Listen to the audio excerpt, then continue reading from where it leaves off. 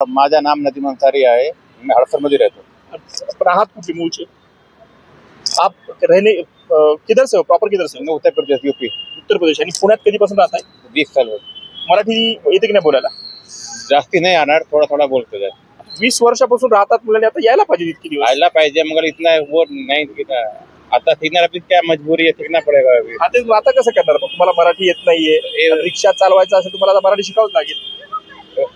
Website आते ना, एक मराठी का वेबसाइट आता है, उसमें सीखेंगे अभी. अच्छा. सीखना पड़ेगा. पण तुमच्याकडे जेव्हा प्रवासी येतात ते कुठली मराठी बोलतात, हिंदी बोलतात, कुठल्या भाषेत?